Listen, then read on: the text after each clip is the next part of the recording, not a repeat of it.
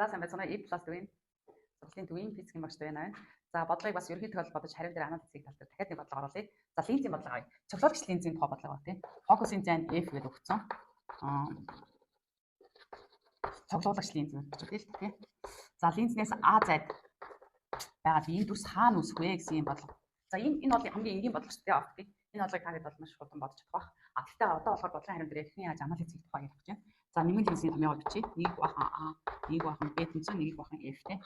За яг олын нэг бахан F-с хасах нэг бахан А, нэг бахан Б тэнцүү. Ижил хоёр өгөхөр А-гаас F. За Б тэнцүү. Б ямар хэлбэртэй функц өгөх вэ гэж харъя. F-ийг үржих нь А, бахан А-гаас хасах F. F фокусын зайтай цоглуулгач линзээс А зайд байгаа би энэ дүрс энэ зайд үүсгэх юм байна гэсэн үг байхгүй. Одоо ерөнхий тохиолдолд бид энэ хариугаа ингээ гаргачихлаа гэсэн. Энэ функц бол хоёр өсгчтэй функц гэж тийм фокусын зай бас B-с линз хүртэлх зай А-гаас хамаарсан байна тийм. За хязгаарыг сонирхсан тохиолдлуудаа судлаа. А тэнцүү F байвал яах юм бэ?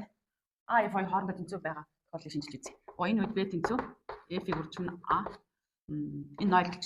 Тоог энэ тоол хязгаар өгсөх тийм. Энэ юу гэж судалгаа гэж хэлээд хэрвээ яг B фокусын цэг дээр нь байрлуулсан тохиолдолд цоглуулгач линзээс тийм фокусын цэг дээр байрлуулсан B-ийн дүрс үүсэхгүй хязгааргүй хоол зайд үүснэ л гэсэн. Дүрс сарнаа даалгавч байгаа нэг. Ойс нь хуурсан цэгцрүүд хоорондоо огтлохгүй гэсэн.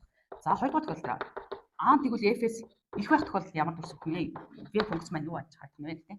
F-ийг үржих нь А-гаас нь F гэдэг. Энэ хуваар маань мотron хуваар маань одоо тгээс их эрэг тав байна гэсэн. Энэ тэгэхээр эрэг тав болчих тийм. Тгээс их. Энэ тухай бас л мэдээлэл өгнө. Энэ бол дүрс бодит байх юм байна. Эрэг учраас тийм.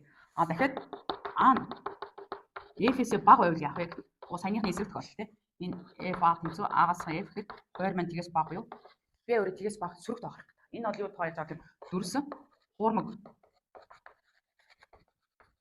дүрс өгөх нэ гэсэн. Энэ дээр жишээлбэл А тэнцүү 2 F-тэй тэнцүү байвал ямар байх юм ингээд сонирхож үзэж байна. Хоёрсон фокустай тэнцүү байх үед. Одоо ингээд ерхий тохиолдлыг гаргасан байгаа энэ V A F-с хамаарсан юм функц чинь бид ингээд шинжилээд үзээд байгаа гэсэн үг. Сонирхсан бүх тохиолдлуудыг тавьж болж байна тийм. За V бичиж. А-гийн оронд 2 F гэж тавина гэсэн үг тийм. Тэгэхээр чинь 2 F-ийн квадрат хуваах нь А-гийн оронд 2 F тавихаар F болно. Ингээд 2 F зай.